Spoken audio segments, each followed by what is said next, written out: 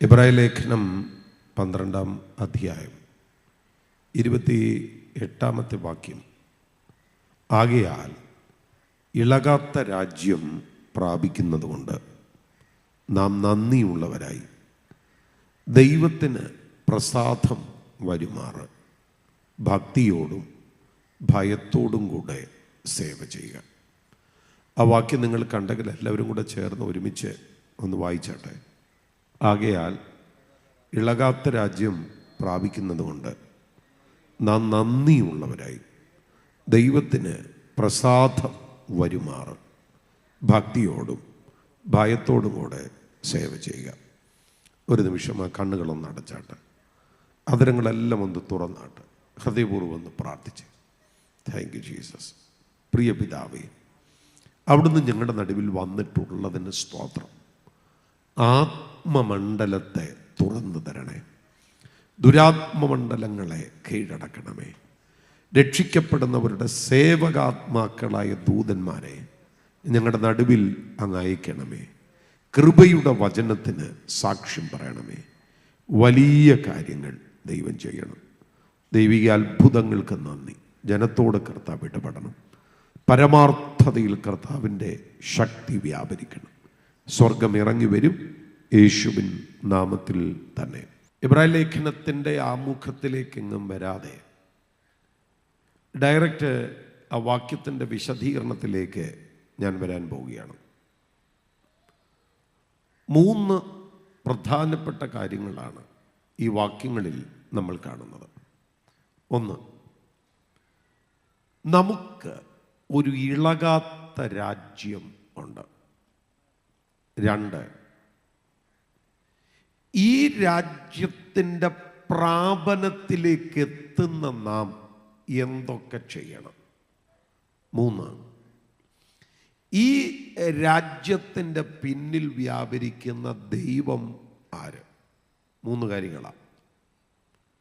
ഈ 3 കാര്യങ്ങളും പറയണമെന്നാണ് ഞാൻ കർത്താവിൽ ആഗ്രഹിക്കുന്നത്. അവിടുത്തെ പ്രധാനപ്പെട്ട പദം എന്താണെന്ന് ചോദിച്ചാൽ ഇളകാത്ത രാജ്യം എന്നുള്ളതാണ്. എല്ലാവരും കൂടെ ഒന്ന് പറയാമോ? ഇളകാത്ത രാജ്യം. ഒന്നുകൂടെ ഒന്ന് പറഞ്ഞാട്ടെ. ഇളകാത്ത രാജ്യം. ഇളകാത്ത രാജ്യം എന്ന് പറയുമ്പോൾ an unshakable kingdom.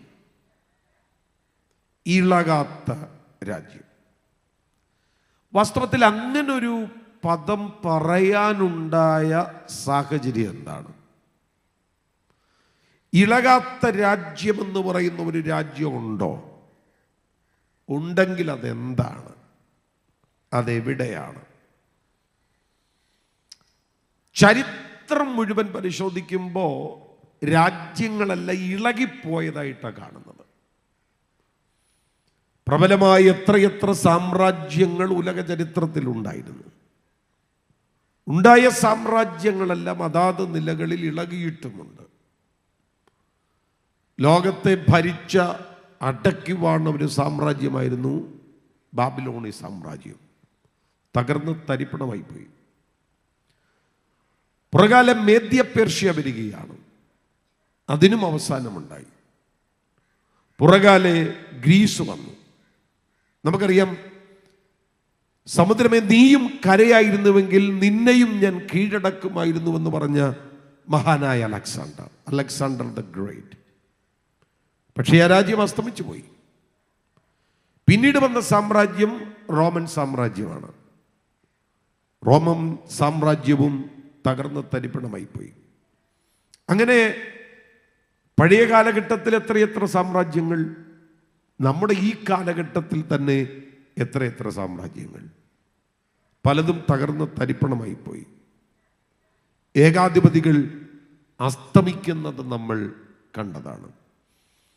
അപ്പൊ ഇവിടെ ഇളകാത്ത രാജ്യമെന്ന് പറയുന്ന ഒരു പ്രയോഗത്തിൻ്റെ പ്രാധാന്യത എന്താണ്? അങ്ങനെയൊന്നുണ്ടോ? വാസ്തവത്തിൽ അങ്ങനെ ഒരു വാക്ക് പറയാനുണ്ടായ ഒരു പശ്ചാത്തലം അതിൻ്റെ 26-27 വാക്യം വായിക്കുമ്പോൾ നമുക്ക് പിടികിട്ടും.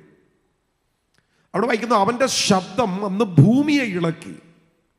ഇപ്പോഴോ ഇനി ഒരിക്കൽ ഭൂമിയെ മാത്രമല്ല ആകാശത്തെയും ഇളക്കും. ഒരിക്കൽ ഭൂമിയെ ഇളക്കി, ഇനി ആകാശത്തെ ഇളക്കും. അപ്പൊ ഭൂമിക്കിളക്കമുണ്ട്. ഭൂമിക്കിളക്കം എന്ന് പറയുമ്പോൾ ഒത്തിരി ഇളക്കങ്ങളെക്കുറിച്ച് നമ്മൾ കേട്ടിട്ടുണ്ട്. കുറെ വർഷങ്ങൾക്ക് മുമ്പ് ലാത്തൂരിലുണ്ടായ ഭൂകമ്പം, ആ ഭൂകമ്പം റിക്ടർ സ്കെയിലിൽ 7-ലധികം രേഖപ്പെടുത്തിയ ഭൂകമ്പം. നമുക്കറിയാം, ഏതാണ്ട് 14 കിലോമീറ്റർ താഴെ കിടന്ന മണ്ണുവരെ ഭൂമിയുടെ മുകളിൽ വന്ന ഒരു വലിയ ഇളക്കം.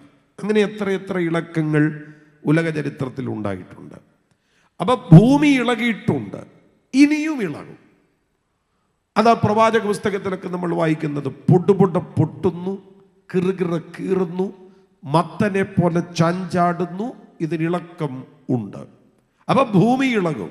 ഇളകിയതൊക്കെ നമുക്കറിയാം, അതുകൊണ്ടാണ് ഞാൻ സൂചിപ്പിച്ചത്. ബൈബിൾ പറയുന്നു, ഇനിയും ഭൂമി മാത്രമല്ല ആകാശവും ഇളക്കും. അപ്പൊ ഭൂമി ഇളകിപ്പോകും, ആകാശം ഇളകും. ഇവിടെ നമ്മൾ കെട്ടിപ്പൊക്കിയ സകലതും ഇളകും. എല്ലാ കോൺക്രീറ്റ് ബിൽഡിങ്ങുകളും ഇളകും. എത്ര ഉന്നതമായി കെട്ടിപ്പൊക്കിയാലും അതെല്ലാം ഇളകും. അതൊന്ന് നന്നായി കുലുങ്ങിയാൽ മതി, എല്ലാം ഇളകും. എന്തിനാണ് ഇളകുമെന്ന് പറയുന്നത്? 27-ാമത്തെ വാക്യം വായിക്കുമ്പോൾ, ഇനി ഒരിക്കലെന്നത് ഇളക്കമില്ലാത്തത് നിലനിൽക്കേണ്ടതിന് നിർമ്മിതമായ ഇളക്കമുള്ളതിന് മാറ്റം വരുമെന്ന് സൂചിപ്പിക്കാൻ വേണ്ടിയാണ്.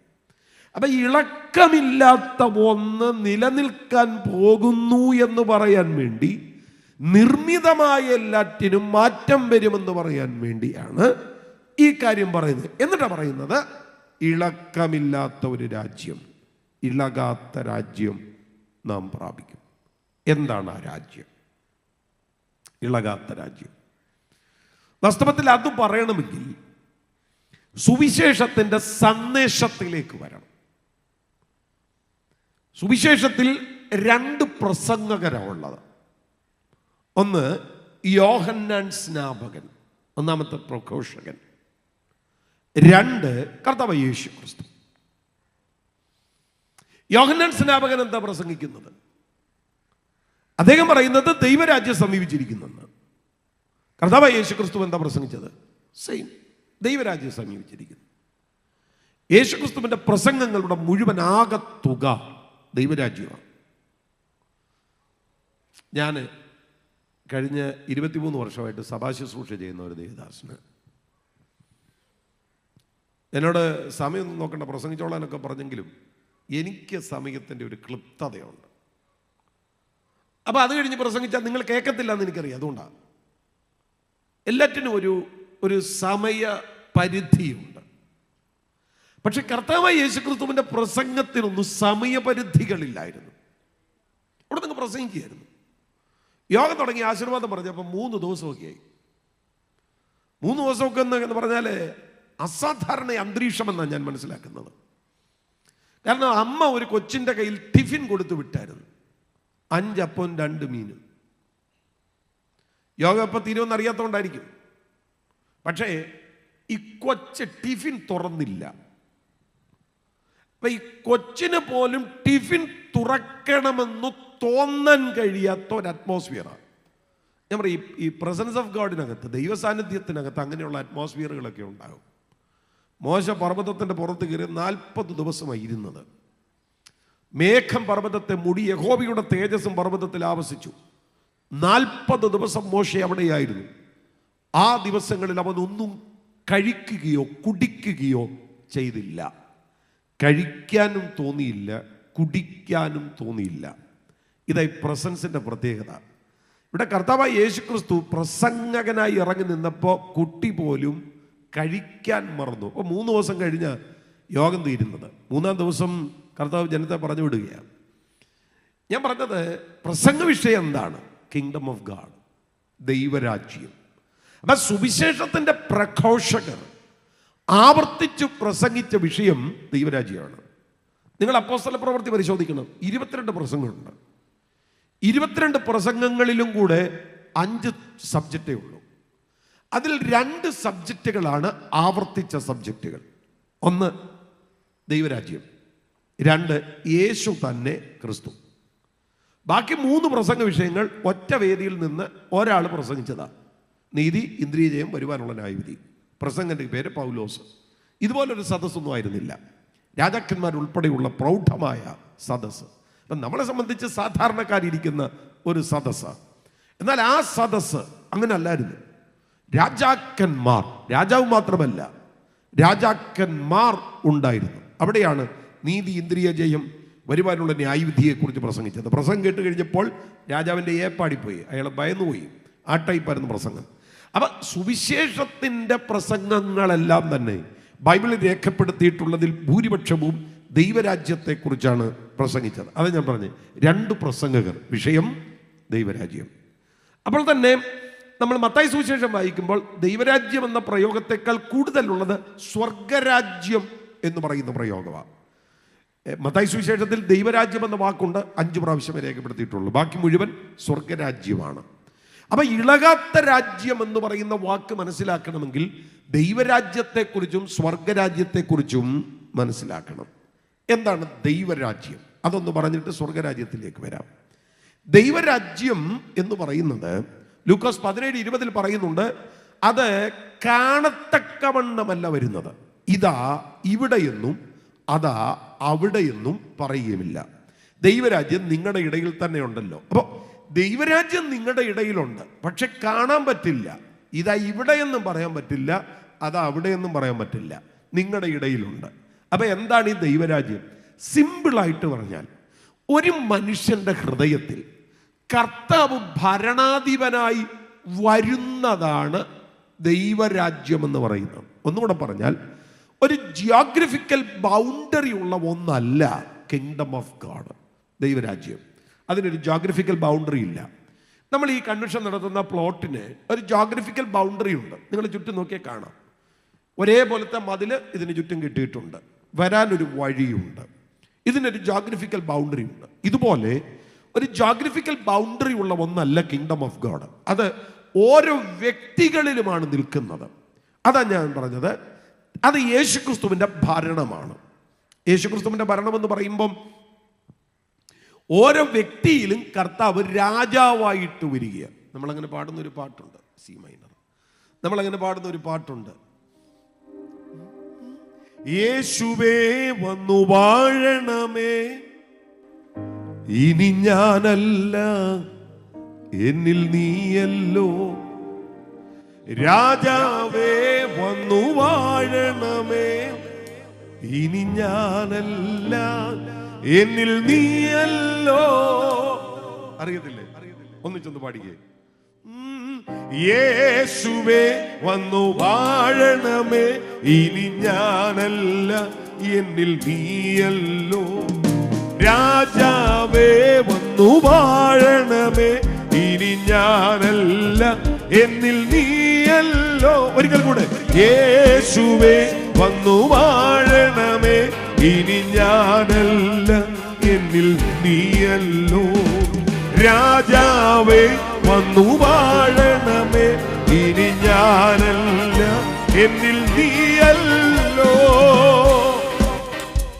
ഇതാണ് കിങ്ഡം ഓഫ് ഗോഡ്, ദൈവരാജ്യം.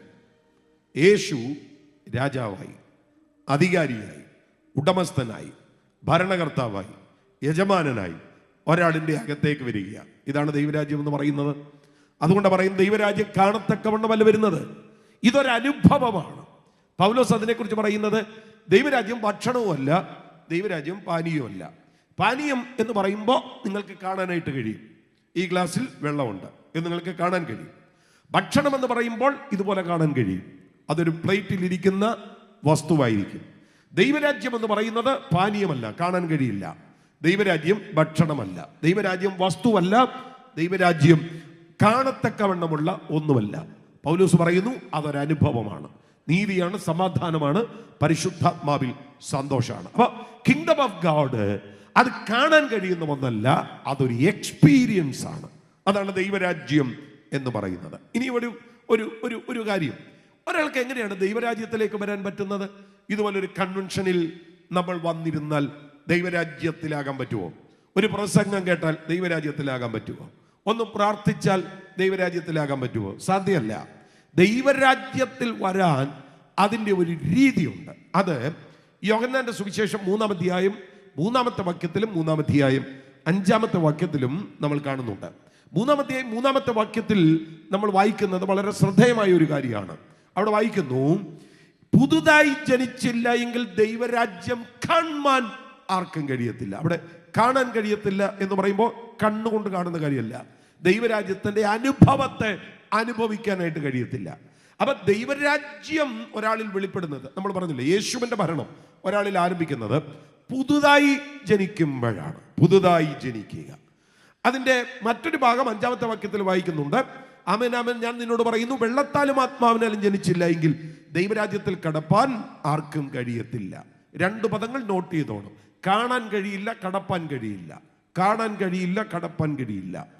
അവിടെ പുതുതായി ജനിച്ചില്ല എങ്കിൽ കാണാൻ കഴിയില്ല, വെള്ളത്താലും ആത്മാവിനാലും ജനിച്ചില്ല എങ്കിൽ കടപ്പാൻ കഴിയില്ല. അപ്പോൾ ഈ ദൈവരാജ്യം എന്ന് പറയുന്നത് യേശുവിന്റെ ഭരണമാണെന്ന് പറഞ്ഞു. ഒരാൾ ആ ദൈവരാജ്യത്തിലേക്ക് പ്രവേശിക്കുന്നുണ്ടെങ്കിൽ അത് വീണ്ടും ജനനത്താൽ മാത്രമാണ് എന്ന് ഞാൻ പറഞ്ഞു. ചില ആളുകൾ ചിന്തിക്കുന്നത് വീണ്ടും ജനനം സ്നാനമാണെന്ന. ഒരിക്കലുമല്ല. സ്നാനവും വീണ്ടും ജനനവും രണ്ടും രണ്ടാണ്. വീണ്ടും ജനനം ഒരു പുതിയ ജീവൻ ഉണ്ടാകുക. സ്നാനം ജീവൻ ഉണ്ടാകുന്ന കാര്യമല്ല, മരണത്തോടുള്ള ഏകീകരണമാണ്. റോമാലേഖനം 6-ാം അധ്യായം 3-ാമത്തെ വാക്യത്തിൽ അത് നമ്മൾ വായിക്കുന്നുണ്ട്. അങ്ങനെ നാം അവന്റെ മരണത്തിൽ പങ്കാളികളായി തീർന്ന സ്നാനത്താൽ അവനോട് കൂടെ കുഴിച്ചിടപ്പെട്ടു. സ്നാനം യേശുക്രിസ്തുവിന്റെ മരണത്തോടുള്ള പങ്കാളിത്തമാണ്. യേശുക്രിസ്തുവിന്റെ മരണത്തോട് പങ്കാളിയാകാൻ 1.25 മാർഗമില്ല, ഒറ്റ മാർഗമേ ഉള്ളൂ. അത് സ്നാനം മാത്രമാണ്. ഏതാണ് സ്നാനം? സ്നാനം കുളിക്കുന്നതല്ല, സ്നാനം തളിക്കുന്നതല്ല, സ്നാനം ഒഴിക്കുന്നതല്ല, സ്നാനം മുഴുകിയുള്ളതാണ്. അതുകൊണ്ടാണ് ബാപ്റ്റിസ്മ എന്ന പദം ഉപയോഗിച്ചിട്ടുള്ളത്. ഇമേഷനാണ് ബാപ്റ്റിസ്മ.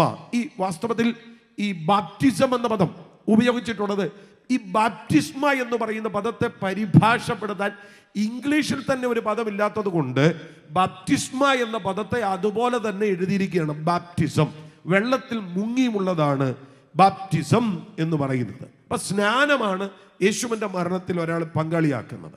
അതാ ഞാൻ പറഞ്ഞു, ഇത് മരണത്തോടുള്ള പങ്കാളിത്തമാണ്. എന്നാൽ വീണ്ടും ജനനം എന്ന് പറയുന്നത് മൃതാവസ്ഥയിലായി പോയ ആത്മാവ് ജീവനിലേക്ക് വരുന്നതാണ്. ഇതാണ് പുതുതായി ജനിക്കുക എന്ന് പറയുന്നത്. അല്ലാതെ അത് സ്ത്രീയുടെ ഇഷ്ടത്താലോ പുരുഷന്റെ ഇഷ്ടത്താലോ ജഡത്തിന്റെ ഇഷ്ടത്താലോ അല്ല. ഞാൻ നിങ്ങളുമൊക്കെ ജനിച്ചത് അങ്ങനെയൊക്കെയാണ്. സ്ത്രീയുടെ ഇഷ്ടത്താലും പുരുഷന്റെ ഇഷ്ടത്താലും ജഡത്തിന്റെ ഇഷ്ടത്താലും ഒക്കെയാണ്. പക്ഷെ പുതുതായി ജനിക്കുന്നത് അതല്ല. അത് സ്പിരിറ്റിൽ സംഭവിക്കുന്ന ഒരു കാര്യമാണ്. നമ്മുടെ അകത്തെ ഉള്ള ആത്മാവ്, ഇവിടെ ഉദ്ഘാടകൻ അകത്തെ മനുഷ്യൻ എന്ന് ആവർത്തിച്ചു പറഞ്ഞു. വാസ്തവത്തിൽ എന്താണ് അകത്തെ മനുഷ്യൻ എന്ന് പറയുന്നത്? എന്താണ് ഈ പുറത്തെ മനുഷ്യൻ? പുറത്തെ മനുഷ്യൻ എന്ന് പറഞ്ഞാൽ ഈ കാണുന്നതാ. ത്വക്ക്, മൂക്ക്, നാക്ക്, ചെവി, കണ്ണ്, ഇങ്ങനെയൊക്കെ ഉള്ള പഞ്ചേന്ദ്രിയ നിർമ്മിതം അല്ലേ?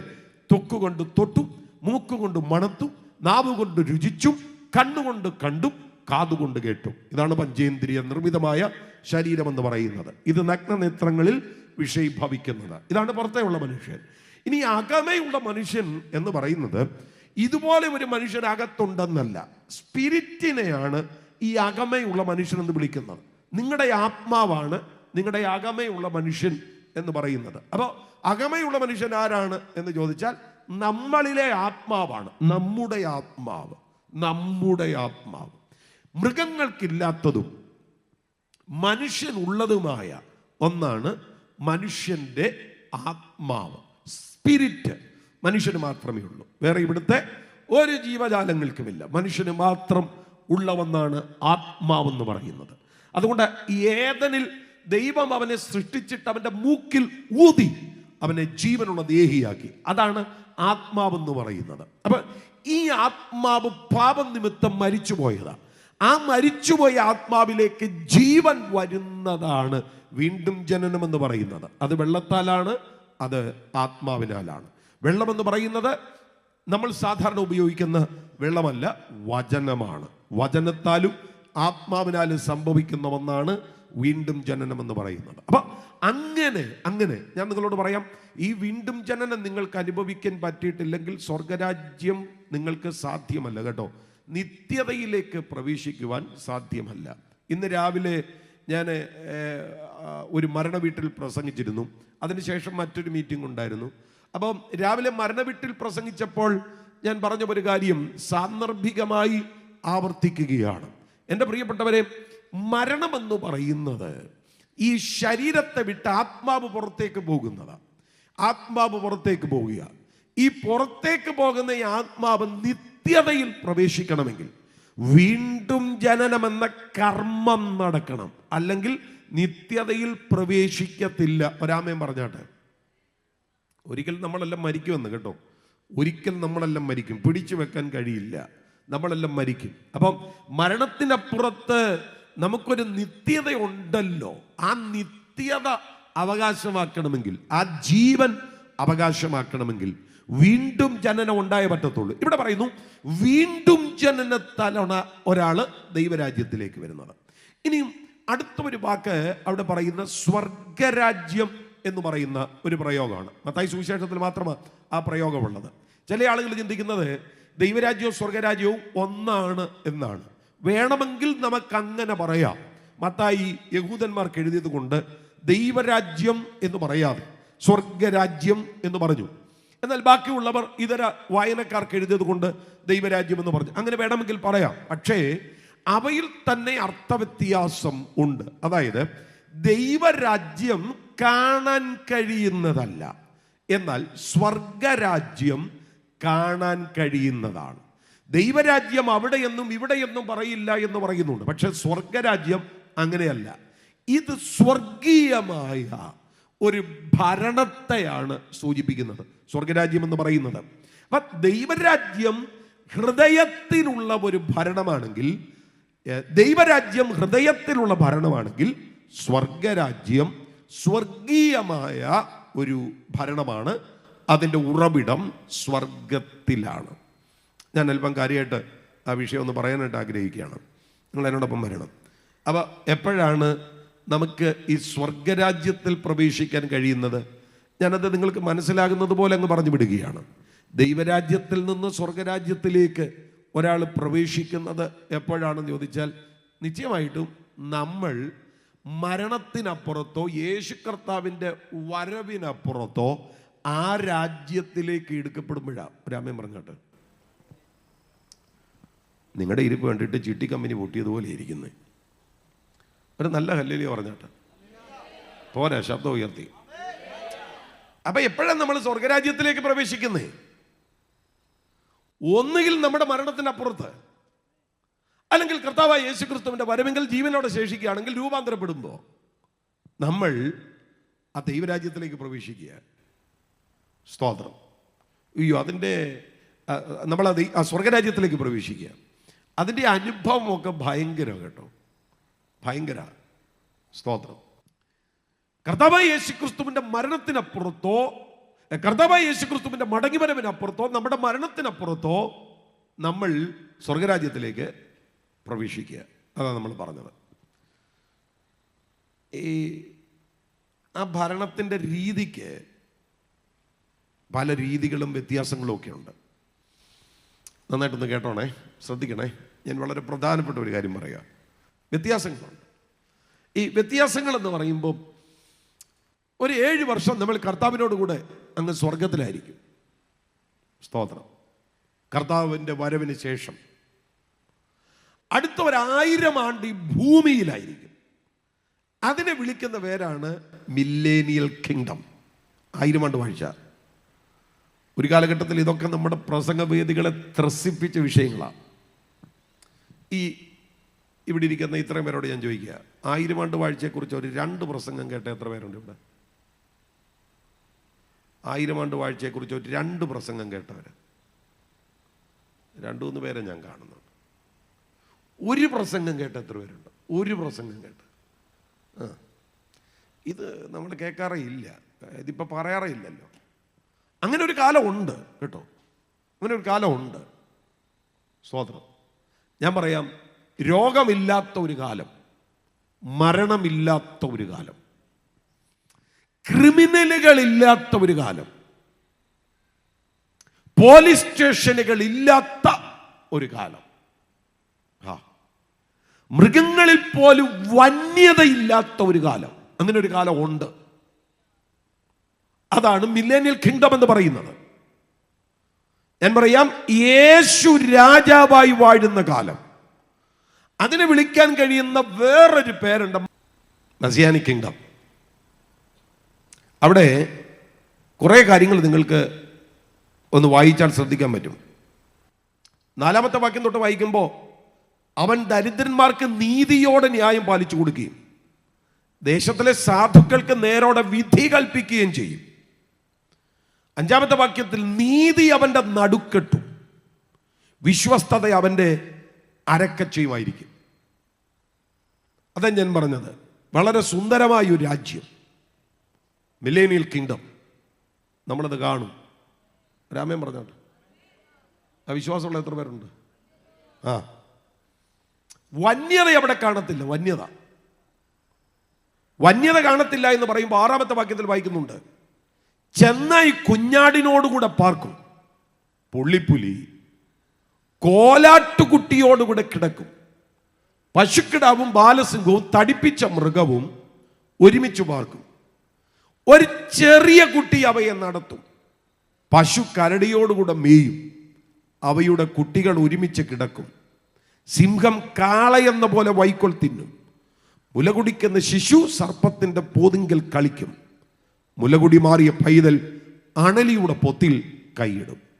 സമുദ്രം വെള്ളം കൊണ്ട് നിറഞ്ഞിരിക്കുന്നത് പോലെ ഭൂമി യഹോവയുടെ പരിജ്ഞാനം കൊണ്ട് പൂർണ്ണമായിരിക്കാൻ എൻ്റെ വിശുദ്ധ പർവ്വതത്തിലെങ്ങും ഒരു ദോഷമോ നാശമോ ആരും ചെയ്യത്തില്ല.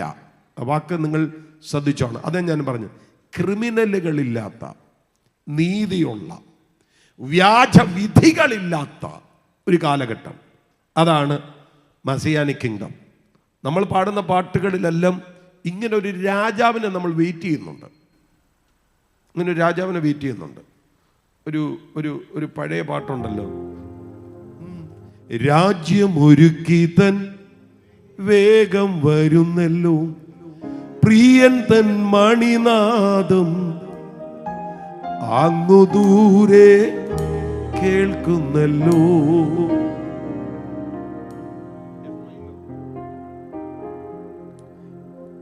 രാജ്യം ഒരുക്കി വരികെന്ന് അങ്ങനെയല്ല നമ്മൾ പാടുന്നത്. എനിക്ക് തെറ്റിയോ? ഇല്ലല്ലോ, ഇല്ല. രാജ്യം ഒരുക്കി വരുന്നെന്ന് ഒന്നുകൂടെ പാടുന്ന നോക്കി. രാജ്യമൊരുക്കിതൻ വേഗം വരുന്നല്ലോ, പ്രിയന്തൻ മണിനാദം അങ്ങു ദൂരെ കേൾക്കുന്നല്ലോ, അങ്ങു ദൂരെ കേൾക്കുന്നല്ലോ. ഒന്നുകൂടെ പഠിക്കേ. രാജ്യമൊരുക്കിതൻ വേഗം വരുന്നല്ലോ, പ്രിയന്തൻ മണിനാദം അങ്ങു ദൂരെ കേൾക്കുന്നല്ലോ, അങ്ങു ദൂരെ കേൾക്കുന്നല്ലോ. പുതുമകൾ നിറയും പുലരിയിൽ നല്ലൊരു ജയ ജയ ഗീതം പാടിടാം. പുതുമകൾ നിറയും പുലരിയിൽ നല്ലൊരു ജയ ജയ ഗീതം പാടിടാം. ആനന്ദഗാനം പാടും വിശുദ്ധർ ഒന്നായി ചേർന്നു വരുന്നില്ലോ. ആനന്ദഗാനം പാടും വിശുദ്ധർ ഒന്നായി ചേർന്നു വരുന്നല്ലോ. ആ ഓ ആ ഓ രാജ്യമൊരുക്കിതൻ വേഗം വരുന്നല്ലോ, പ്രിയന്തൻ മണിനാഥം അങ്ങു ദൂരെ കേൾക്കുന്നല്ലോ, അങ്ങു ദൂരെ കേൾക്കുന്നല്ലോ. ആയിരം ദൂതഗണങ്ങൾ ചുറ്റും നിന്നു സ്തുതി ചെയ്തിടുമ്പോ, ആ നല്ല സുദിനം കാത്തു നിൽക്കുന്ന ഞാൻ വേഗം വരേണേ എൻ കാന്ത. ആ നല്ല സുദിനം കാത്തു നിൽക്കുന്ന ഞാൻ വേഗം വരേണേ എൻ കാന്ത. ആ ഓ ആ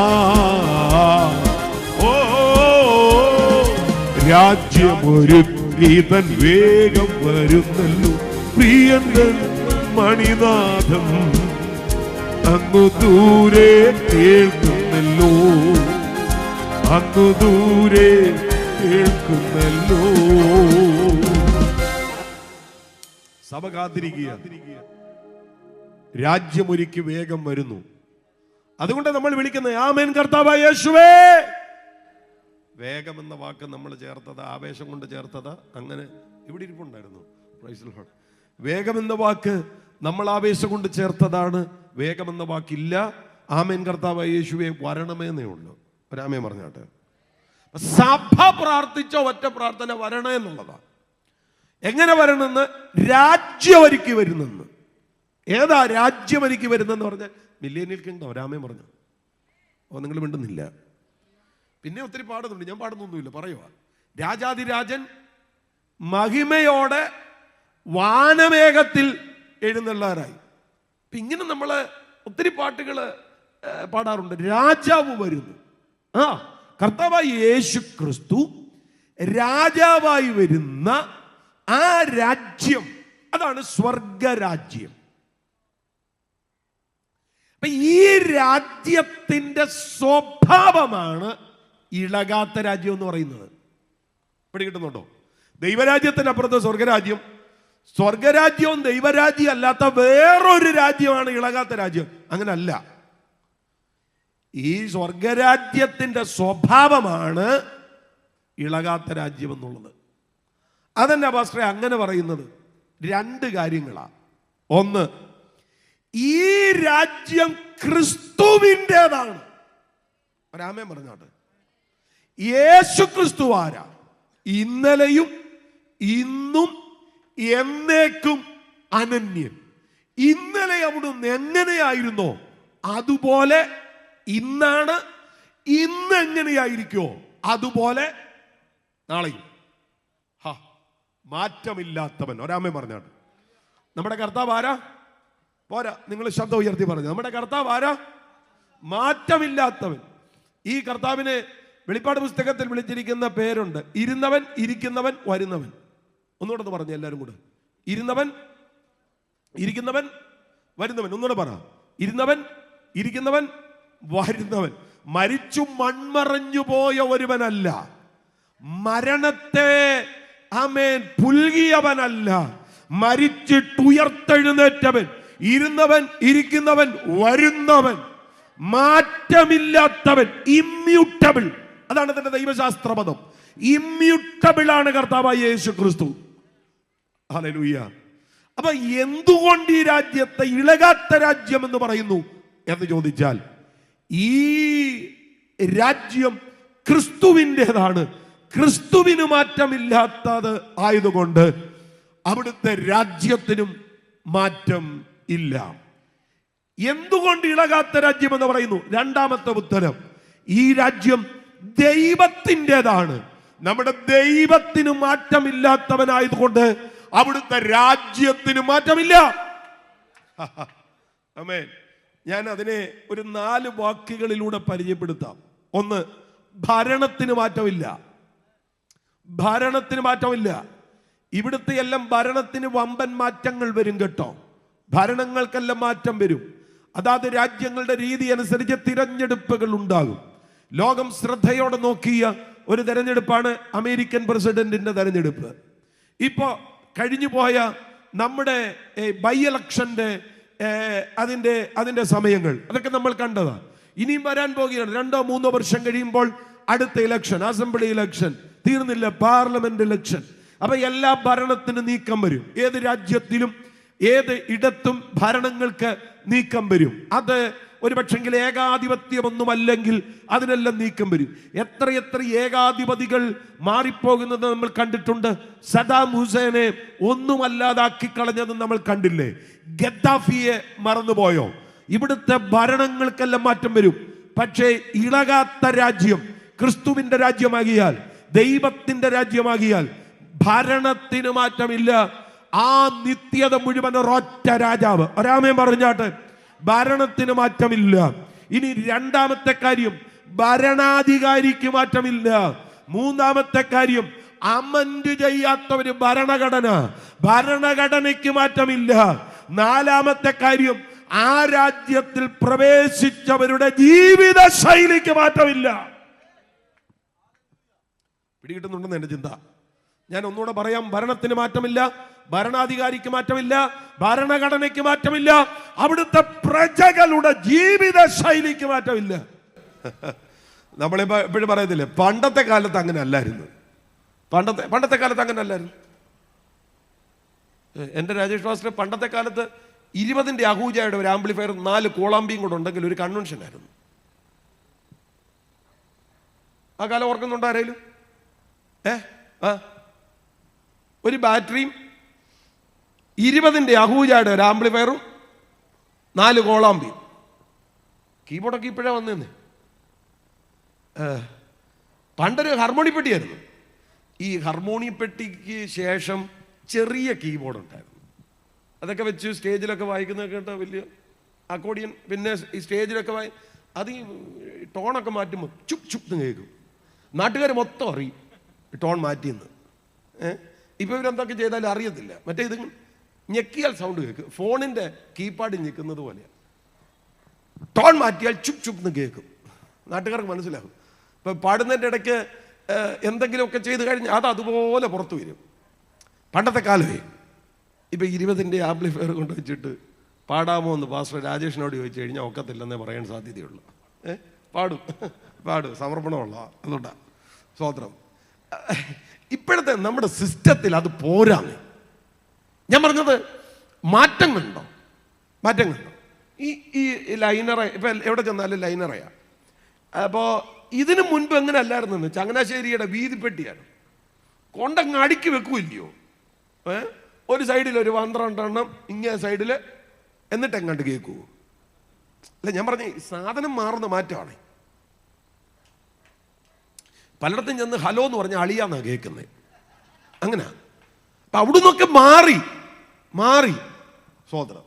ഇപ്പം എല്ലാം ഡിജിറ്റൽ സിസ്റ്റം ഒക്കെ. മറ്റേത് ഈ അനലോഗൊക്കെ ഉള്ള പഴയ കാലത്തൊക്കെ കയറി ഇരുന്ന് തിരിക്കണമായിരുന്നു. അതിൻ്റെ ഒരു നോബ് ഒന്ന് തിരിഞ്ഞു വരണമെങ്കിൽ അത്ര പഴക്കമുള്ളതൊക്കെയാണ്. അതൊക്കെ മാറിയെന്ന്. ഇപ്പം ആർക്കും വേണ്ട. അതൊക്കെ ചവർ പോലെയാ.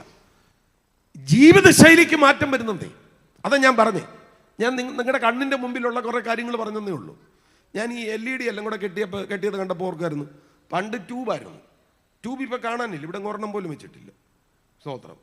അത് കഴിഞ്ഞിട്ട് ഈ MH എന്ന് പറഞ്ഞ വേറൊരു സാധനം വന്നു. അത് കേട്ടാൽ പിന്നെ 10 മിനിറ്റ് കഴിഞ്ഞേ കത്തത്തുള്ളൂ. അത് മാറി ഇപ്പം LED വന്നു.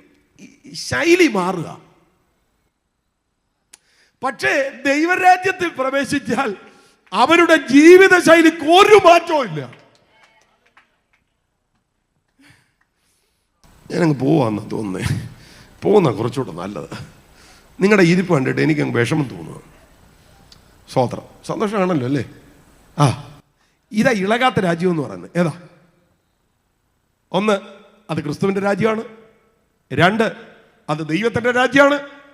ഇനിയും പറഞ്ഞാൽ അതിൻ്റെ ഭരണത്തിന് മാറ്റമില്ല, അതിൻ്റെ ഭരണാധികാരിക്ക് മാറ്റമില്ല, അതിൻ്റെ ഭരണഘടനയ്ക്ക് മാറ്റമില്ല, അതിൽ പാർക്കുന്നവരുടെ ജീവിത ശൈലിക്ക് മാറ്റമില്ല. Praise the Lord. ജീവിതശൈലി എന്ന് പറഞ്ഞു കഴിഞ്ഞാൽ മൊത്തം ആരാധനയെ ചുറ്റിപ്പറ്റിയ സ്വതന്ത്രം. ഞങ്ങൾക്കൊക്കെ ഇവിടെ ഡ്യൂട്ടി ഉള്ളു കേട്ടോ. പ്രസംഗമല്ല ഇവിടെ ഉള്ളതേ. പ്രസംഗം ഇവിടെ ഉള്ളൂ. ഇതിനപ്പുറത്ത് നിത്യതയിൽ ചെന്ന പ്രസംഗമില്ല. പ്രസംഗമില്ല എന്ന് പറഞ്ഞാൽ പ്രസംഗം ഇല്ലാത്തതുകൊണ്ടല്ല, ഞങ്ങൾക്ക് ഡ്യൂട്ടിയില്ല പ്രസംഗിക്കാൻ.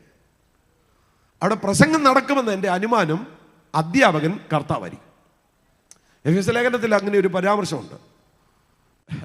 കൃപയുടെ അത്യന്ത ധനത്തെ വരുംകാലങ്ങളിൽ കാണിക്കേണ്ടതിന്. നമ്മളിപ്പോൾ കൃപ അനുഭവിക്കുന്നുണ്ടെങ്കിലും കൃപയുടെ അത്യന്ത ധനം എന്ന് പറയുന്ന ഒരു സംഭവമുണ്ട്. അത് വെളിപ്പെടുന്നത് വരുംകാലത്തിലാണ്. ഈ സ്വർഗത്തിൽ ചെന്നാൽ ഇപ്പോഴുള്ളതിൽ തുടരുന്ന ഒറ്റ കാര്യം കാണത്തുള്ളൂ. അത് ആരാധനയാണ്. നിങ്ങൾ മിണ്ടുന്നില്ല. ആരാധനയ്ക്ക് അവിടെ കുറവുണ്ടാകത്തില്ല. രാപ്പകൽ ആരാധനയാണ്. അങ്ങനെ രാപ്പകൽ ആരാധിക്കുന്നെന്ന് അവർ അവൻ്റെ മുഖം കാണും. രാപ്പകൽ ആരാധിക്കും. രാവും പകലും ആരാധനയായിരിക്കും. എനിക്കൊന്ന് നമ്മുടെ പാട്ടുകൾ ചിലതൊക്കെ അവിടെ പാടുമെങ്കിലും മിക്കവാറും പാട്ടുകളൊന്നും പാടാൻ സാധ്യത കുറവാണ്. ഇപ്പം നമുക്ക് ഈ ട്രെൻഡിങ് ആയിട്ടുള്ള ഒത്തിരി പാട്ടുകളുണ്ടല്ലോ, ആ ട്രെൻഡിങ് ആയിട്ടുള്ള പാട്ടുകളൊന്നും മിക്കവാറും അവിടെ പാടാൻ സാധ്യതയില്ല. അവിടുത്തെ പാട്ടിന് വ്യത്യാസമുണ്ട്. നമ്മുടെ ഇവിടുത്തെ പാട്ടുകൾക്കൊക്കെ ഇപ്പം പാട്ട് എഴുതുന്നതിന് ഒരു ലെവലും ഇല്ല. സത്യമാണ്, ഒരു ലെവലും ഇല്ല. ഈ ഞാറ്റുവേലപ്പാട്ടിലുണ്ട് നമ്മുടെ പൊന്നേശു. ഞാൻ ഈ ഞാറ്റുവേലപ്പാട്ട് ശ്രദ്ധിച്ചപ്പോൾ താനാരോ തന്നാരോ, അതിനകത്ത് പൊന്നേശു ഉണ്ടെന്ന് എനിക്ക് മനസ്സിലായില്ല. സാറേ, നിങ്ങളൊരു നല്ല ഉദ്യോഗസ്ഥനൊക്കെയാണ്, പക്ഷേ ഈ ഞാറ്റുവേലപ്പാട്ടിൽ യേശു എവിടാന്ന് എനിക്ക് പിടികിട്ടാത്തത്. ഞാറ്റുവേലപ്പാട്ടിലൊന്നും യേശു ഇല്ല, അതൊന്നും അവിടെ പാടത്തില്ല കേട്ടോ. അങ്ങനെ എനിക്കെല്ലാം പറയാൻ പറ്റാത്തത് കൊണ്ട് ഞാൻ പറയുന്നില്ലെന്നേ ഉള്ളൂ. പറയാൻ പറ്റത്തില്ല. ചിലപ്പോൾ എൻ്റെ സുഹൃത്തുക്കൾ തന്നെ എഴുതിയ പാട്ടുകളൊക്കെ കാണും, അവർക്കത് കേൾക്കുമ്പോൾ ഒരു വേദനയുണ്ടാകും. അതുകൊണ്ട് ഞാൻ പറയുന്നില്ല. ഒരു കാര്യം ഉറപ്പാണ്, ഞാറ്റുവേലപ്പാട്ടിലൊന്നും യേശുവില്ല. പിന്നെ നമ്മളത് കേൾക്കുമ്പോൾ കേട്ടോ, കുഴപ്പമൊന്നുമില്ല. നല്ല നല്ല ബീറ്റൊക്കെയാണ്, നല്ല ഓർക്കസ്ട്രേഷനൊക്കെയാണ്. ആ കാലഘട്ടത്തിലെ ഭയങ്കര ഹിറ്റ് സാധനങ്ങളാണ്, കേട്ടോ, കുഴപ്പമൊന്നുമില്ല. പക്ഷേ ഒരു കാര്യം ഉറപ്പാണ്, ഞാറ്റുവേലപ്പാട്ടിലൊന്നും യേശുവില്ല. അപ്പം ഈ ടൈപ്പ് പാട്ടുകളൊന്നും അവിടെ പാടുന്നില്ല. ഇനി നമ്മുടെ ഇമോഷൻസിന് തൊട്ടുള്ള പാട്ടൊക്കെ ഉണ്ടല്ലോ, കണ്ണീര്, ഒറ്റപ്പെടൽ, ഏകാന്തത, അങ്ങനെയൊക്കെയുള്ള ടൈപ്പ് പാട്ടുകൾ, അതൊന്നും അവിടെ ഇല്ല, നിത്യത്തെ പാടത്തില്ല. നമ്മൾ പാടുന്ന ഒരു പാട്ടുണ്ടല്ലോ, കാലക്കേടിൻ്റെ കാലത്ത് വരുമല്ലോ എന്നാശിച്ചു, ഫലമില്ലാതായി ബലമില്ലാതായി, ആർക്കും വേണ്ട കറിവേപ്പിലയായി, ക്രൂശിലോട്ടൊന്ന് നോക്കി. എപ്പോഴാണ് നോക്കിയേ? ആർക്കും വേണ്ടാത്ത കറിവേപ്പിലയായപ്പോൾ ഞാൻ ക്രൂശിലോട്ടൊന്ന് നോക്കി. ഈ ടൈപ്പ് പാട്ടൊന്നും അവിടെ പാടത്തില്ല. സ്തോത്രം. ഞാൻ ഈ പുസ്തകം വായിച്ചപ്പോൾ സ്വർഗത്തിൽ പാടാൻ സാധ്യതയുള്ള പാട്ടുകൾ ഞാൻ മനസ്സിലാക്കിയതിൽ രക്ഷയെക്കുറിച്ചുള്ള പാട്ട് സ്വർഗത്തിൽ പാടും. അങ്ങനെ വെളിപ്പാട് പുസ്തകത്തിൽ എഴുതിയിട്ടുണ്ട്. രക്ഷ എന്നുള്ളത് ദൈവത്തിൻ്റെ കുഞ്ഞാടിൻ്റെയും ദാനം. സ്വർഗത്തിൽ പാടുന്ന പാട്ടാണ്. സ്തോത്രം. രക്ഷ എന്നുള്ളത് ദൈവത്തിൻ്റെ കുഞ്ഞാടിൻ്റെ ദാനം. എൻ്റെ പ്രിയപ്പെട്ടവരെ, സ്വർഗത്തിൽ ചെല്ലുമ്പോൾ കർത്താവ് 23,000 സ്ക്വയർ ഫീറ്റ് വലിപ്പമുള്ള വീടുണ്ടെന്നുള്ളതൊന്നും അവിടുത്തെ വിഷയമല്ല. സ്തോത്രം. അങ്ങനെയുള്ള വീടുകളൊക്കെ ഉണ്ട് കേട്ടോ. നമ്മുടെ വയനാട് ജോയിക്ക് 46,000 സ്ക്വയർ ഫീറ്റ് ആയിരുന്നു വീട്. സ്തോത്രം. വമ്പൻ വീടുകളൊക്കെ ഞാൻ കണ്ടിട്ടുണ്ട്. കർത്താവ് എനിക്ക് വലിയ വീട് തന്നതിനായി സ്തോത്രം, നല്ല കാറ് തന്നതിനായി സ്തോത്രം, ഇതൊന്നും അവിടെ പറയത്തില്ല. അവിടെ ചെല്ലുമ്പോൾ ഒറ്റ കാര്യമേ പറയാൻ തോന്നുള്ളൂ, രക്ഷ. കാരണം ആ രാജ്യത്തിൽ ചെല്ലാൻ നമ്മളെ സഹായിച്ച ഒറ്റ കാര്യമാണ് രക്ഷ. പാരമ്പര്യം സഹായിച്ചിട്ടില്ല, സൗന്ദര്യം സഹായിക്കത്തില്ല, പണം സഹായിക്കത്തില്ല, ഒന്നും സഹായിക്കത്തില്ല. ആ രാജ്യത്തിൽ ചെല്ലുന്നതിന് പിന്നെ ഒറ്റ കാരണമേ ഉള്ളൂ, രക്ഷ. അത് ദാനാണെന്നാ പറയുന്നത്. രക്ഷ ദാനാണ് എന്ന് പറഞ്ഞു കഴിഞ്ഞാൽ കർമ്മകാണ്ഡങ്ങളിലൂടെയല്ല രക്ഷ. അർപ്പണങ്ങളിലൂടെയും തർപ്പണങ്ങളിലൂടെയും യാഗങ്ങളിലൂടെയും തീർത്ഥയാത്രകളിലൂടെയും നേർച്ച കാഴ്ചകളിലൂടെയല്ല രക്ഷ. അത് ദാനാണ്, സൗജന്യാണ്. യേശു കർത്താവ് കുരിശിൽ നിവർത്തിച്ചിരിക്കുകയാണ്. ഒരു ഹല്ലേലൂയ പറഞ്ഞാട്ട് അതിനെക്കുറിച്ചായിരിക്കും അവിടെ പാടുന്ന ഏറ്റവും പ്രധാനപ്പെട്ട പാട്ട്. മറ്റൊരു പാട്ട് കർത്താവ് യേശു ക്രിസ്തുവിന്റെ ക്രൂശീകരണമായിരിക്കും. സ്തോത്രം. അങ്ങനെ ഞാൻ പുസ്തകത്തിൽ വായിച്ചായിരുന്നു. കുഞ്ഞാടേ, നീ അറുക്കപ്പെട്ടു, നിന്റെ രക്തം കൊണ്ട് സകല ജാതിയിലും സകല ഗോത്രത്തിലും സകല ഭാഷയിലും സകല വംശങ്ങളിലുമുള്ളവരെ നീ നിനക്കായി വിലക്ക് വാങ്ങി, നീ യോഗ്യൻ. സ്വർഗത്തിൽ ഈ പാട്ട് പാടും കേട്ടോ. Hallelujah, hallelujah. അപ്പോൾ നമ്മളിപ്പോൾ പാടുന്ന ചില പാട്ടുകളൊക്കെ അവിടെ കാണും. രക്ഷാദാനമോ അതെത്ര മാധുര്യം പാടാൻ സാധ്യതയുണ്ട്. എന്നെ വീണ്ടതോ അതെത്ര ആശ്ചര്യം പാടാൻ സാധ്യതയുണ്ട്. കാരണം രക്ഷയാണ്. ക്രൂശീകരണവും രക്ഷയൊക്കെ അവിടെ പാടും. അപ്പം നമ്മൾ നിരന്തരമായി പാടിക്കൊണ്ടേയിരിക്കും. നമ്മൾ കഴിഞ്ഞ പതിറ്റാണ്ടുകൾ പാടിയിട്ടും പുതുക്കം മാറാത്ത പാട്ടുകളുണ്ടല്ലോ ഇപ്പോഴും, അല്ലേ? എത്ര പാട്ടുകളുണ്ട്? ദയ ലഭിച്ചോർ നാം സ്തുതിച്ചിടുവോ, അതിനു യോഗ്യൻ ക്രിസ്തുവത്രേ. എന്ത് മനോഹരമായ പാട്ടാ. ഞാൻ എപ്പോ ആ പാട്ട് പാടിയാലും എൻ്റെ കണ്ണ് നിറയും. എന്നെ പാട്ടാണതൊക്കെ. യേശുവോട് ചേർന്നിരിപ്പത് എത്ര മോദമേ, എന്നെ പാട്ടാണത്. എഴുതുകയാണെങ്കിൽ എങ്ങനെയൊക്കെ എഴുതണം. ഹല്ലേലൂയ. കണ്ണീര്, കയ്യാങ്കിളി, ഒറ്റപ്പെടലും വേദനയൊക്കെ എഴുതാൻ ആർക്കാ പറ്റാതെ? നല്ല പദ്യമുണ്ടാകണം, നല്ല ഗദ്യം ഉണ്ടാകണം, നല്ല സാഹിത്യം ഉണ്ടാകണം, ജനത്തിൻ്റെ സന്ദേശം ഉണ്ടാകണം. ആമേൻ. അപ്പോൾ അവിടെ ജീവിതശൈലിക്ക് മാറ്റമില്ല എന്ന് പറയുമ്പോൾ ഈ ആരാധന ഇങ്ങനെ അങ്ങ് തുടരുകയാണ്. അതിനെ അല്പം കൂടെ കാര്യമായിട്ട് പറഞ്ഞാൽ നമ്മളൊക്കെ മരിക്കാം, പക്ഷേ ഈ രാജ്യം ഇളകത്തില്ല. സഭ പലരും വന്ന് പോയേക്കാം, പക്ഷെ ഈ രാജ്യത്തിന് മാറ്റമില്ല. ഞാനിങ്ങനെ ഈ പ്രസംഗവേദിയിലേക്ക് നോക്കുകയായിരുന്നേ. ഒരു കാലഘട്ടത്തിൽ കേരളത്തിൻ്റെ പ്രഭാഷണ രംഗത്ത് ഏറ്റവും അധികം പ്രശോഭിച്ച എത്ര കർത്തൃദാസന്മാരുണ്ടായിരുന്നു. കാനമച്ചൻ കേരളത്തിൻ്റെ വേദികളിൽ പതിറ്റാണ്ടുകൾ ഒളിമങ്ങാത്ത ഒരു നക്ഷത്രമായിരുന്നു. അദ്ദേഹം മരിക്കുന്നതിൻ്റെ ചില മാസങ്ങൾക്ക് മുമ്പ് ഞാൻ ആ വീട്ടിൽ പോയി. അവിടെ ചെന്നപ്പോഴും അദ്ദേഹത്തിന് ഓർമ്മയ്ക്ക് പോലും ഒരു കുറവില്ല. ശാരീരികമായിട്ട് കുറച്ച് മറ്റു പ്രശ്നങ്ങൾ എന്നുള്ളതല്ലാതെ. അപ്പോഴും അച്ഛൻ പറയുമായിരുന്നു, അങ്ങോട്ട് പോയി പ്രസംഗിക്കാൻ പറ്റാത്തതുകൊണ്ട് സഭകളൊക്കെ ഇങ്ങോട്ട് വന്നിട്ട് അച്ഛൻ്റെ വീട്ടിൽ കൂടും അച്ഛനെ കൊണ്ട് പ്രസംഗിപ്പിക്കാൻ. അപ്പം ആ ഒരു തലമുറ, കെ എം ജോസഫ് അപ്പച്ചൻ ഉൾപ്പെടെ, കാനവച്ചൻ ഉൾപ്പെടെ, അങ്ങനെ ആ ഒരു തലമുറ, വി എ തമ്പിച്ചാൻ ഉൾപ്പെടെയുള്ള ആ ഒരു ജനറേഷൻ അവരങ്ങ് പോയി. അവർ പോയപ്പോൾ അടുത്ത ജനറേഷൻ, ഇപ്പോഴത്തെ സീനിയർ പ്രീച്ചേഴ്സ്, ബൗച്ചറിയം പാസ്റ്റർ ഉൾപ്പെടെയുള്ള ഇപ്പോഴത്തെ ആ സീനിയേഴ്സായിട്ടുള്ള ഒരു കൂട്ടം ദൈവദാസന്മാർ, അവരങ്ങോട്ട് മാറിയപ്പോൾ അവരെക്കാൾ ഒരു 10, 15, 20 വയസ്സൊക്കെ വ്യത്യാസമുള്ള ഞങ്ങൾ കയറി വരിക. ഇനി ഞങ്ങൾ അങ്ങോട്ട് മാറുമ്പോൾ ഞങ്ങളെക്കാൾ ഒരു 10, 15 വയസ്സൊക്കെ കുറവുള്ള അടുത്ത ഒരു ജനറേഷൻ കയറി വരിക. ഞാൻ പറയുന്നത് ലീഡർഷിപ്പും ശുശ്രൂഷകർക്കുമൊക്കെ തലമുറയായി മാറ്റങ്ങൾ സംഭവിക്കുന്നു എങ്കിലും ഈ രാജ്യത്തിന് മാറ്റമില്ല. രാമൻ പറഞ്ഞാട്ടെ, ഇളകാത്ത രാജ്യം, ഇതിന് മാറ്റമില്ല. ഇത് ഇളകാത്തതായി തുടരുകയാണ്. ഇനിയും പാസ്റ്റർ ഇതിനെക്കുറിച്ച് കുറച്ചുകൂടെ കാര്യമായിട്ട് പറയാൻ പറ്റുമോ? പറ്റും. ബൈബിൾ ഇളകാത്ത ഒരു രാജ്യത്തെക്കുറിച്ചാണ് കൃത്യമായിട്ട് പറയുന്നത്. തെളിവ് ദാനിയേൽ പ്രവാചകന്റെ പുസ്തകം 2-ാം അധ്യായം 44-ാമത്തെ വാക്യം നോക്ക്. അവിടെ എഴുതിയിരിക്കുന്നത്, ഈ രാജാക്കന്മാരുടെ കാലത്ത് സ്വർഗസ്ഥനായ ദൈവം ഒരു നാളും നശിച്ചു പോകാത്ത ഒരു രാജ്യത്വം സ്ഥാപിക്കും. ആ രാജ്യത്വം വേറൊരു ജാതിക്ക് ഏൽപ്പിക്കപ്പെടുകയില്ല. ആ വാക്ക് നിങ്ങൾ ശ്രദ്ധിച്ചോണം. ഒരു നാളും നശിച്ചു പോകാത്ത രാജ്യത്വം. വിവിധ ഭാഷാന്തരങ്ങൾ പറയുന്നത് ഞാൻ പറയാം. An eternal kingdom that will never fall. ഒരിക്കലും വീണുപോകാത്ത ഒരു രാജ്യം. ഹല്ലേലൂയ. വേറൊരു പരിഭാഷ പറയുന്നത് a kingdom that will continue forever. എല്ലാ കാലഘട്ടത്തിലും തുടരുന്ന ഒരു കാലം, ഒരു രാജ്യം. വേറൊരു പരിഭാഷ പറയുന്നത് a kingdom that never be destroyed. ഒരു നാളും നശിച്ചു പോകാത്ത ഒരു രാജ്യം. അതെവിടെ പറയുന്നത്? ഒരു നാളും നശിച്ചു പോകാത്ത ഒരു രാജ്യം. അതിനെ നമ്മൾ വിളിക്കുന്നത് ഇളക്കമില്ലാത്ത രാജ്യം. രാമൻ പറഞ്ഞാട്ടെ, എന്നാ രാജ്യമാ? ഇളക്കമില്ലാത്ത രാജ്യം.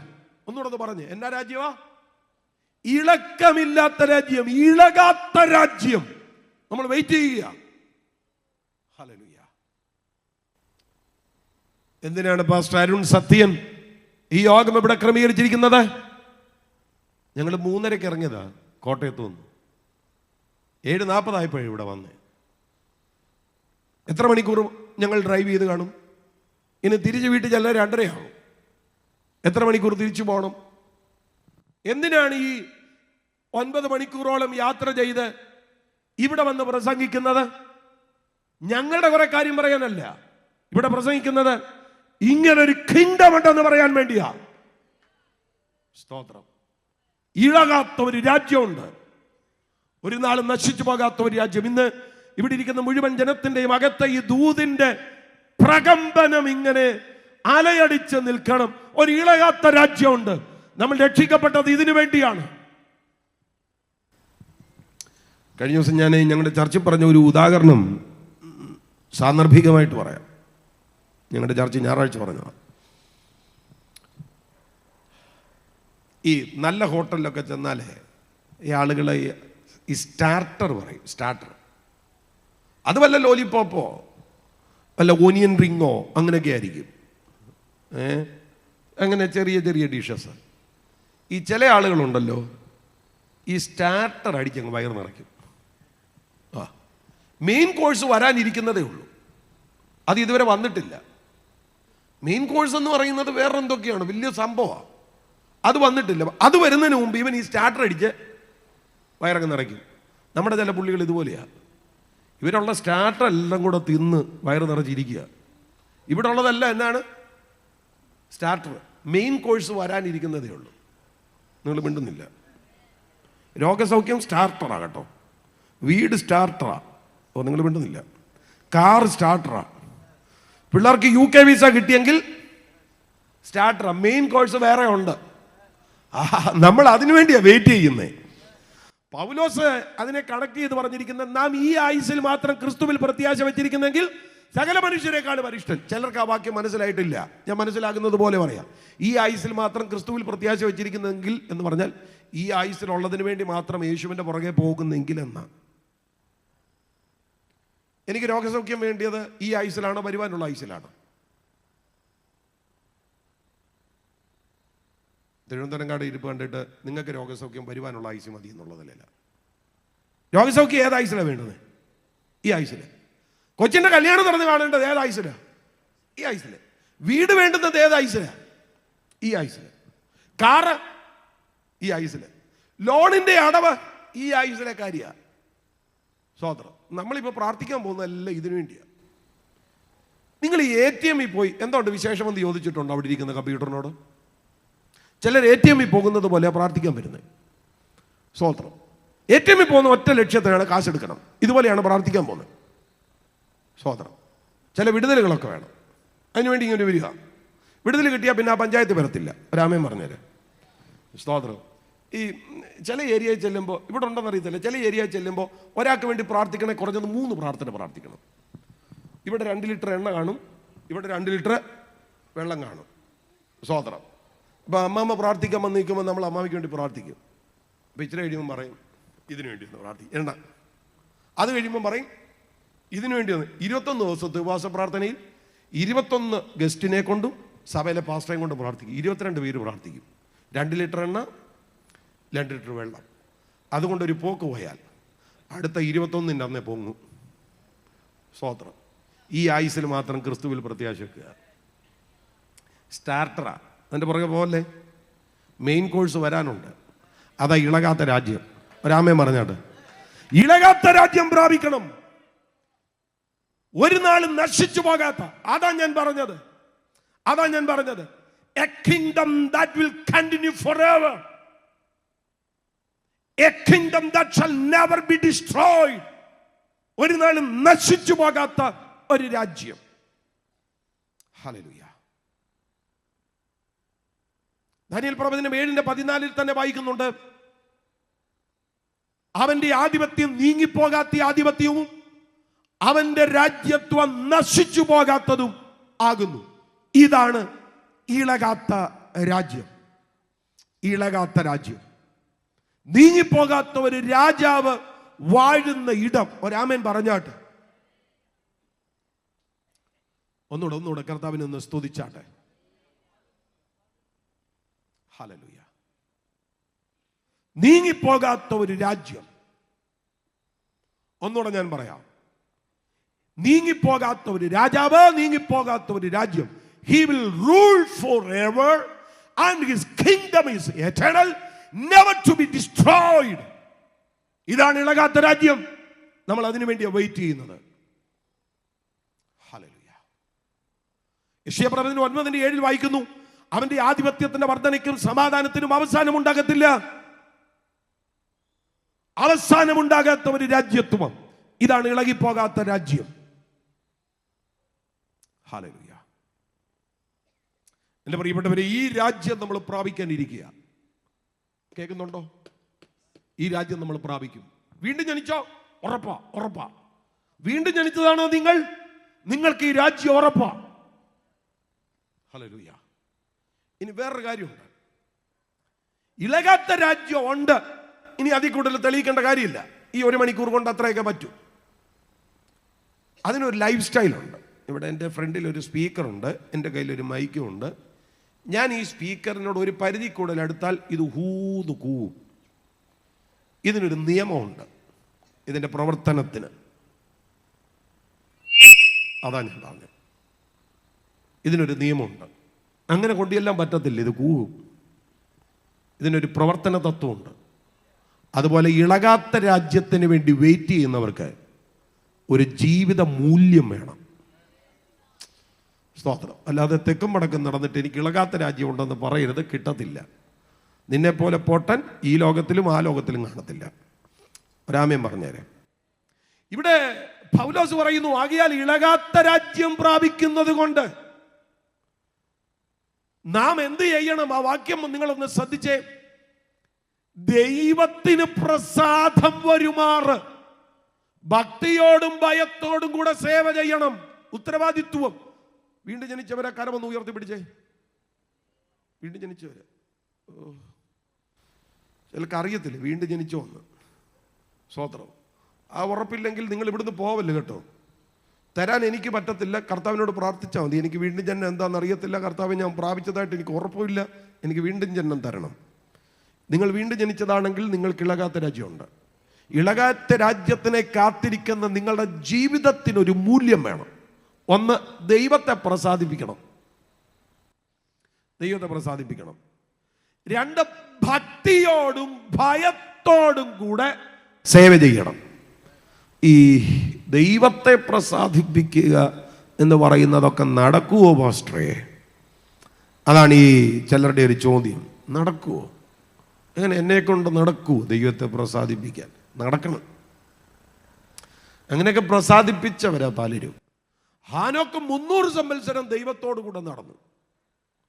ദൈവത്തെ പ്രസാദിപ്പിച്ചതിനാൽ മരണം കാണാതെ എടുക്കപ്പെട്ടു. ദൈവത്തെ പ്രസാദിപ്പിച്ചു. പോളൊക്കെ പറയുന്നത് ഞങ്ങൾ മനുഷ്യരെ പ്രസാദിപ്പിക്കുന്നവരായിട്ടല്ല, ദൈവത്തെ പ്രസാദിപ്പിക്കുന്നത്. അപ്പൊ പാടിയാൽ ദൈവത്തെ പ്രസാദിപ്പിക്കാൻ, പ്രസംഗിച്ചാൽ ദൈവത്തെ പ്രസാദിപ്പിക്കാൻ, പ്രാർത്ഥിച്ചാൽ ദൈവത്തെ പ്രസാദിപ്പിക്കാൻ, കൺവെൻഷൻ നടത്തിയാൽ ദൈവത്തെ പ്രസാദിപ്പിക്കാൻ, യോഗത്തിന് വന്നാൽ ദൈവത്തെ പ്രസാദിപ്പിക്കാൻ. നമ്മുടെ ഇടയിൽ ഒരു ട്രെൻഡ് ഉണ്ട്. പോയെന്ന് തല കാണിക്കണം. 4 ദിവസത്തെ കൺവെൻഷനിൽ 1 ദിവസം നമ്മൾ വരും. എന്നാ ടാമിക്കാര് നമ്മുടെ യോഗത്തിന് വരണമല്ലോ, അരുൺ പാസ്റ്റർ നമ്മുടെ യോഗത്തിന് വരണമല്ലോ. അപ്പൊ ഒന്ന് തല കാണിച്ചിട്ട് അങ്ങനെ വരണ്ട. ദൈവത്തെ പ്രസാദിപ്പിക്കണം. കിങ്ഡം ഓഫ് ഗോഡിന് വേണ്ടി തയ്യാറായി നിൽക്കുന്നവർ, ഇളകാത്ത രാജ്യം, അൺഷെയ്ക്കബിൾ കിങ്ഡത്തിന് വേണ്ടി തയ്യാറാകുന്നവർ ദൈവത്തെ പ്രസാദിപ്പിക്കണം. എന്ത് ചെയ്താലും ദൈവത്തെ പ്രസാദിപ്പിക്കണം. അടുത്തത് ഭക്തിയോടും ഭയത്തോടും കൂടെ. ഭക്തിയോടും ഭയത്തോടും കൂടെ. ഈ ചില ആളുകൾ ഈ ഭയത്തിനൊക്കെ ഭയങ്കര എതിരാണ്. അങ്ങനൊന്നും പേടിക്കേണ്ട കാര്യമൊന്നും ഇല്ലെന്നേ. പൗലോസ് പറയുന്നു, ദൈവത്തെ ഭയപ്പെടണമെന്നറിഞ്ഞിട്ട് ഞങ്ങൾ മനുഷ്യരെ സമ്മതിപ്പിക്കുന്നു. ഞങ്ങൾക്ക് മനസ്സിലായി ദൈവത്തെ ഭയപ്പെടണമെന്ന്. ഇപ്പം ഞങ്ങൾ മനുഷ്യരെ സമ്മതിപ്പിക്കുക. ഈ സമ്മതിപ്പിക്കുക എന്ന് പറഞ്ഞ അർത്ഥം അറിയാം? സമ്മതിക്കാത്തത് കൊണ്ടാണ് സമ്മതിപ്പിക്കേണ്ടി വരുന്നത്. ചുമ്മാ പ്രസംഗിച്ചാലൊന്നും സമ്മതിക്കത്തില്ല. അപ്പോൾ ചുമ്മാ പ്രസംഗിച്ചാൽ സമ്മതിക്കാത്തവനെ എന്ത് ചെയ്യുക? സമ്മതിപ്പിക്കുക, ഞങ്ങോട്ട് ഉറപ്പിക്കുക. ദൈവഭയം വേണ്ട എന്ന് പറയുന്ന ആരെങ്കിലും ഉണ്ടെങ്കിൽ അപകടകാരിയാന്ന് ഓർത്തോണം. പഞ്ചായത്ത് കയറ്റിയേക്കരുത്. ഇവിടെ ബൈബിൾ പറയുന്നു, ഇളകാത്ത രാജ്യം പ്രാപിക്കാനിരിക്കുന്നത് കൊണ്ട് ദൈവത്തെ പ്രസാദിപ്പിക്കുമാർ ഭക്തിയോടും ഭയത്തോടും കൂടെ സേവ ചെയ്യണം. കുറ്റവാളി എന്ന ഭയമല്ല കേട്ടോ, പകരം ബഹുമാനത്തിൽ നിന്നുള്ള ഭയമാണ്. ആ ഭയത്തിന്റെ പിന്നിൽ 2 കാരണങ്ങളുണ്ട്. ഒന്ന്, ഞാൻ പാപം ചെയ്താൽ എൻ്റെ ദൈവത്തെ അത് വേദനിപ്പിക്കുമെന്നുള്ള ആ ഒരു ആശങ്ക. എൻ്റെ ദൈവത്തെ അത് വ്രണപ്പെടുത്തുമെന്നുള്ള ആശങ്ക. മോശ പ്രാർത്ഥിച്ച ഒരു പ്രാർത്ഥനയുണ്ട്, നിന്റെ കോപത്തിന്റെ ശക്തിയെയും നിന്നെ ഭയപ്പെടുവാൻ തക്കവണ്ണം നിന്റെ ക്രോധത്തെയും ഗ്രഹിക്കുന്നവൻ ആ. മോശയുടെ ആവശ്യം, ദൈവമേ നിന്റെ കോപത്തിന്റെ ശക്തിയെ ഒന്ന് ഗ്രഹിക്കണം. എന്തിനാണെന്നറിയോ? ഭയപ്പെടാൻ. ഭയം, ഭക്തി രണ്ടും ഒരുമിച്ച് പറയേണ്ടതാ. ഭയം, ഭക്തി. മീറ്റിങ്ങിന്റെ ഇടയിലിരുന്ന് കോഹ്ലി 6 അടിച്ചോന്ന് നോക്കുന്ന ചേട്ടാ, നിനക്ക് ദൈവഭയവും ഇല്ല, നിനക്ക് ദൈവഭക്തിയില്ല. മെസ്സി ഗോൾ അടിച്ചോന്ന് നോക്കുമ്പോ ദൈവവചന കേൾവിയുടെ മുൻപിൽ അങ്ങനെയുള്ള കാര്യങ്ങളിൽ ഇൻട്രസ്റ്റ് കാട്ടുമ്പോ, ദൈവവചനത്തിന് പ്രാധാന്യത കൊടുക്കാതിരിക്കുമ്പോ നീ റിജക്റ്റ് ചെയ്യുന്നത് ദൈവത്തെയാണ്.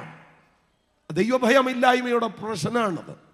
അന്ത്യകാലത്തിന്റെ ഏറ്റവും വലിയ ലക്ഷണമാണ് ദൈവഭയമില്ലായ്മ, ഭക്തിയില്ലായ്മ.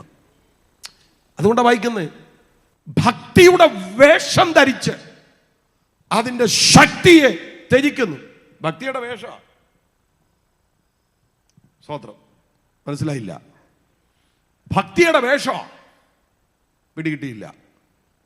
ഭക്തിയുടെ വേഷ സ്വത്രം മനസ്സിലായെന്ന് എൻ്റെ ചിന്ത. ഭക്തിയുടെ വേഷമുണ്ട്, പക്ഷെ ശക്തിയില്ല. വേഷം പോരാ, ശക്തി വേണം. പഴയ നിയമത്തിൽ ഭക്തൻ പ്രാർത്ഥിച്ചു പോയ ഒരു പ്രാർത്ഥനയുണ്ട്, യഹോവേ രക്ഷിക്കണമേ, ഭക്തന്മാർ ഇല്ലാതെ പോകുന്നു. ഭക്തന്മാർ ഇല്ലാതെ പോകുന്നു. 12ാം സങ്കീർത്തനം. ഭക്തന്മാർ ഇല്ലാതെ പോകുന്നു. പോകട്ടെ. പക്ഷെ ഈ ഗ്രൗണ്ടിൽ, ഈ ശബ്ദപരിധിയിൽ ഇളകാത്ത രാജ്യം വെയിറ്റ് ചെയ്യുന്ന ആരെങ്കിലും ഉണ്ടോ? ഭക്തന്മാരില്ലാതെ പോട്ടെ, പക്ഷെ ഞാൻ ഭക്തനായിരിക്കുമെന്ന് പറയണം. യോശുവ പറഞ്ഞില്ലേ, ഞാനും എൻ്റെ കുടുംബവും ഞങ്ങൾ യഹോവയെ സേവിക്കും. പോകുന്നൊരു പോട്ടെ. 29ാമത്തെ വാക്യമുണ്ട് കേട്ടോ, നമ്മുടെ ദൈവം ദഹിപ്പിക്കുന്ന അഗ്നിയല്ലോ. അപ്പൊ എന്തിനാ ദൈവത്തെ പ്രസാദിപ്പിക്കുന്നത്? എന്തിനാ ഭയം, എന്തിനാ ഭക്തി? ദഹിപ്പിക്കുന്ന അഗ്നിയാണ്. ഞാൻ അവസാനിപ്പിക്കുക. ഹല്ലേലൂയ. അടുത്തൊരു 10 മിനിറ്റ് നിങ്ങൾക്ക് വേണ്ടി പ്രാർത്ഥിക്കണമെന്ന് എനിക്ക് ആഗ്രഹമുണ്ട്. ഇളകാത്ത രാജ്യം കേട്ടോ, ഈ കാണുന്നതെല്ലാം ഇളകുന്നതാണ്. ഇളകും. ഈ കാണുന്നതെല്ലാം ഇളകും സുഹൃത്തെ. കോവിഡാനന്തര കാലം വെട്ടിയിട്ട വാഴ പോലെയല്ലേ ആളുകൾ വീട് മരിക്കുന്നത്? നിങ്ങൾ മിണ്ടുന്നില്ല. എത്ര ചെറുപ്പക്കാരാ മരിക്കുന്നത്? കഴിഞ്ഞ 1 വർഷത്തിനകത്ത് 45 വയസ്സ് താഴെയുള്ള എത്ര പേരുടെ അടക്കത്തിൽ നിങ്ങൾ അറ്റൻഡ് ചെയ്തു? ഒന്ന് ലിസ്റ്റ് എടുത്തേ. ഹല്ലേലൂയ. വലിയ ഗ്യാരണ്ടി ഉള്ള ലോകത്തിലൊന്നുമല്ല നമ്മൾ ജീവിക്കുന്നത്. ഞാൻ 2 മാസത്തിന് മുമ്പ് കാനഡയിൽ ഒരു മീറ്റിംഗിൽ പ്രസംഗിക്കാൻ നിന്നപ്പോൾ എൻ്റെ മുന്നിൽ പ്രാർത്ഥിക്കാൻ വന്നൊരു ഫാമിലി. അമ്മോന് 12 വയസ്സുണ്ട്. അവനെ കൊണ്ടുവന്നപ്പോൾ എന്തോ ഒരു പന്തികേട് തോന്നി. ഞാൻ ചോദിച്ചു എന്താ പറ്റി? പേരൻസ് എന്നോട് പറഞ്ഞു, 8ാമത്തെ വയസ്സിൽ സ്ട്രോക്ക് വന്നതാണ്. രാത്രി ഭക്ഷണം കഴിച്ചിട്ട് ഉറങ്ങാൻ കിടന്നു. രാവിലെ എഴുന്നേറ്റപ്പോൾ ഒരു സൈഡില്ല, സ്ട്രോക്ക്. 8 വയസ്സുകാരന് സ്ട്രോക്ക് വരുന്ന ലോകത്തല്ല നമ്മൾ ജീവിക്കുന്നത്. ബഹ്റൈനിൽ 13കാരിക്ക് അറ്റാക്ക് വന്ന മരിച്ചത്. 13കാരിക്ക് അറ്റാക്ക് വരുന്ന ലോകത്തല്ല നമ്മൾ ജീവിക്കുന്നത് കേട്ടോ. ആർക്കും എന്തും എപ്പോൾ വേണമെങ്കിലും സംഭവിക്കാം. ഈ വചനം മറക്കരുത്, ഈ വചനം മറക്കരുത്. ഹല്ലേലൂയ. എനിക്ക് വേണമെങ്കിൽ എൻ്റെ പ്രസംഗത്തിന് പഞ്ചം ഉണ്ടാക്കാൻ വേറെ കുറേ കാര്യങ്ങൾ പറയാം. പക്ഷെ ഇത് ആൾക്കൂട്ടത്തിൻ്റെ വലിപ്പോ ഒന്നുമല്ല. ഈ ഒരു ചെറിയ സഭ ഇത്രയും കാര്യങ്ങൾ ചെയ്യണമെങ്കിൽ എത്ര ദിവസമായിട്ട് അധ്വാനിക്കുന്നു. ഈ ഗ്രൗണ്ടൊക്കെ എൻ്റെ ഒരു ചിന്തയിൽ കണ്ടിട്ട് എനിക്കങ്ങ് തോന്നുക, മഴയൊക്കെ പെയ്ത് ചെളിയൊക്കെ പിടിച്ച് ഈ ഒരു പരുവത്തിൽ ഇതിനെ ഒന്ന് സെറ്റ് ചെയ്യാൻ എന്തുമാത്രം ബന്ധപ്പെട്ടെന്നറിയാം. സ്തോത്രം. എത്ര ദിവസത്തെ ബന്ധപ്പാടായത്. ഇവിടെ എന്നെ പ്രസംഗിക്കാൻ വിളിക്കുമ്പോൾ എനിക്കൊരു ഉത്തരവാദിത്വമുണ്ട്. എന്നെ ഇത് ഏൽപ്പിച്ച ദൈവത്തോടും ഇതിനുവേണ്ടി വിളിച്ച ദൈവദാസന്മാരോടും ഞാൻ ഉത്തരവാദിത്വത്തിൽ നിന്ന് പറയുകയാണ്. നമുക്കൊരു ഇളകാത്ത രാജ്യമുണ്ട്. ബാക്കി ഇവിടെ ഉള്ളതെല്ലാം വിളകിപ്പോകും. ഇളകാത്ത രാജ്യം പ്രാപിപ്പാനിരിക്കുന്നവൻ ദൈവത്തിന് പ്രസാദം പെരുമാറ്. ഭക്തിയോടും ഭയത്തോടും കൂടെ സേവ ചെയ്തോണം. വേറെ മാർഗമൊന്നുമില്ല. ഭക്തിയോടും ഭയത്തോടും കൂടെ സേവ ചെയ്യണം. ഞാൻ അവസാനിപ്പിക്കാൻ പോവുകയാണ്. ഇന്ന് രാത്രി എത്ര പേര് പ്രാർത്ഥിക്കും? ഹല്ലേലൂയ! എത്ര പേര് പ്രാർത്ഥിക്കും? പ്രാർത്ഥിക്കാൻ കഴിയുന്നവരൊക്കെ കണ്ണുകൾ അടച്ച അതിരങ്ങളെല്ലാം ഒന്ന് തുറന്നേ, ഹൃദയങ്ങളെല്ലാം ഏകാഗ്രമാക്കുകയും